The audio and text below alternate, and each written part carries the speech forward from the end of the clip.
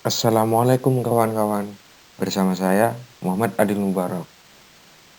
Saya akan sedikit memberi gambaran mengenai bagaimana sikap orientalis terhadap Islam.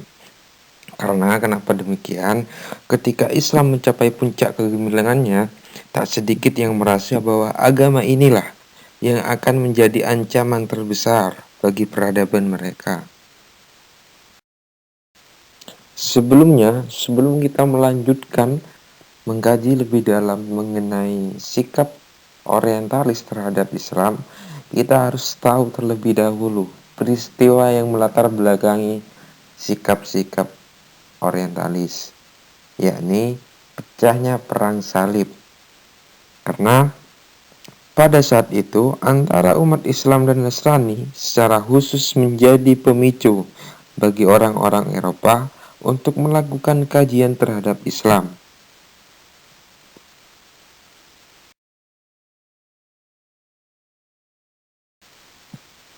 Setelah perang salib selesai, kekalahan ada di pihak tentara salib.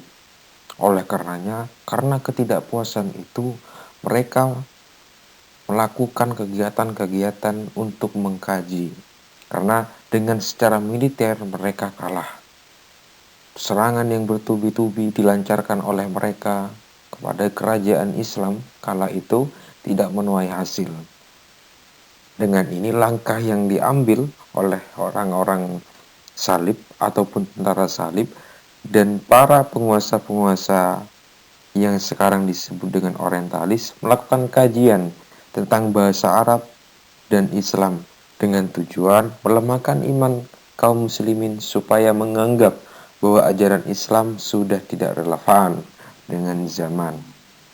Usaha ini berlangsung terus-menerus bahkan semakin subur dan masif hingga zaman sekarang. Sebelum kita mengenal lebih dalam ataupun mengetahui sikap dari orientalis terhadap Islam, kiranya kita perlu untuk mengerti apa itu orientalisme.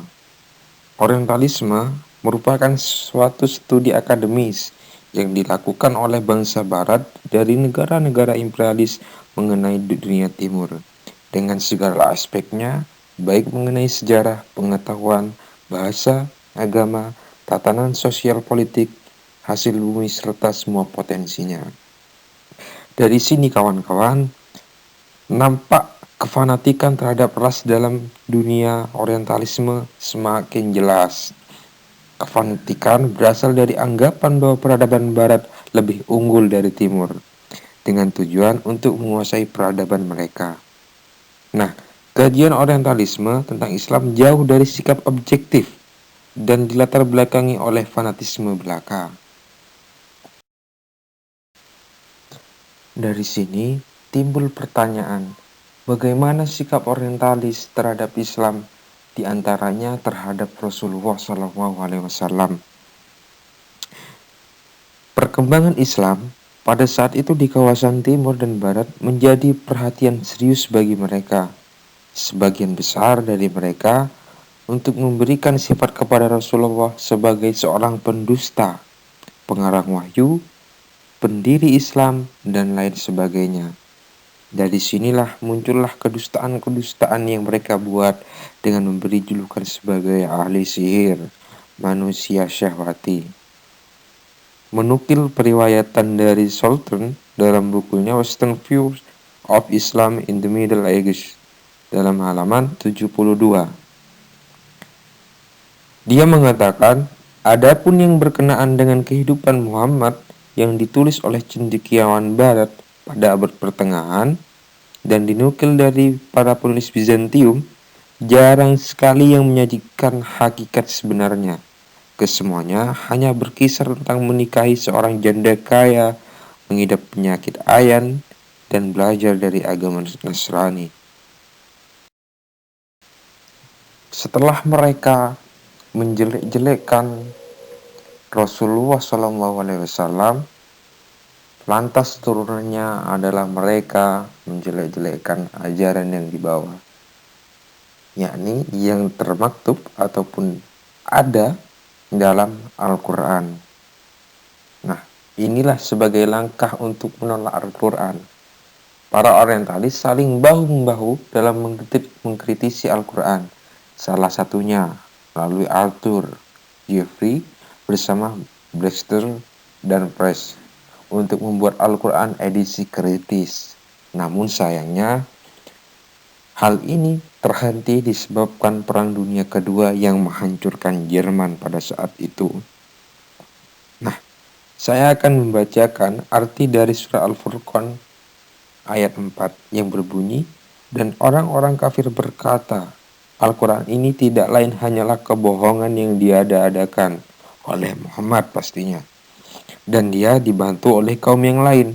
Maka sungguh mereka telah berbuat kezaliman dan dusta yang besar. Dari ayat ini merupakan gambaran terhadap pengingkaran yang dilakukan oleh kaum kufar terhadap kenabian Nabi SAW dan pengingkarannya terhadap kebenaran Al-Quran. Dari situlah dengan sendirinya mereka mengingkari kemujizatan Al-Quran.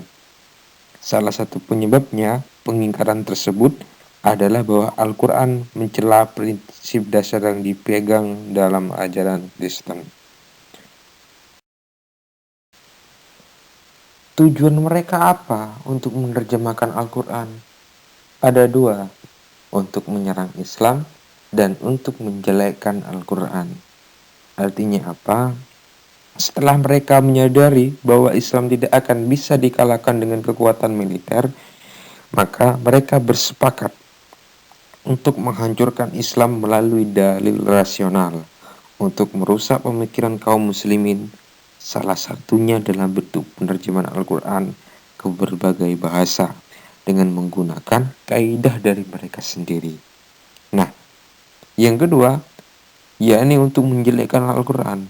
Hal ini dilakukan supaya Islam tidak berkembang di Eropa.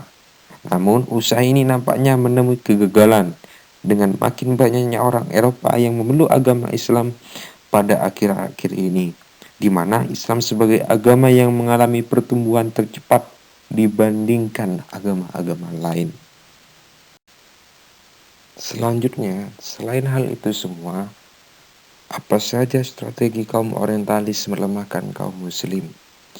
Yang pertama, dengan lembaga akademi orientalisme. Pendirian lembaga-lembaga akademi ini untuk mengkaji semua yang berkenaan dengan orientalisme.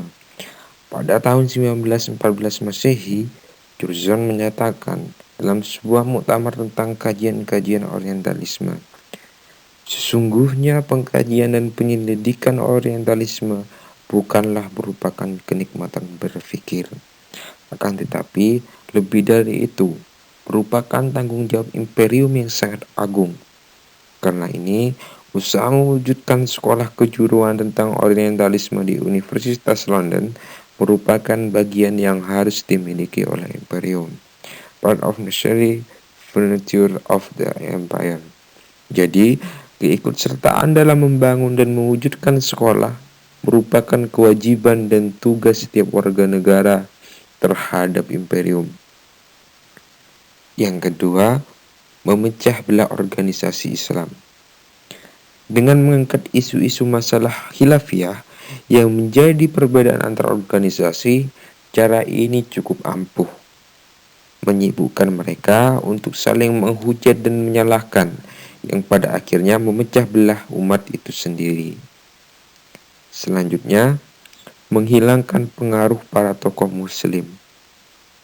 Mereka sebisa mungkin untuk kemudian suaranya tidak didengar dan menghujat ketika berbuat sesuatu yang menyalahi hak asasi. Para tokoh ini diberi kesempatan untuk menentukan sikap terhadap berbagai permasalahan umat. Ruang lingkup mereka pun dibatasi hanya di masjid saja.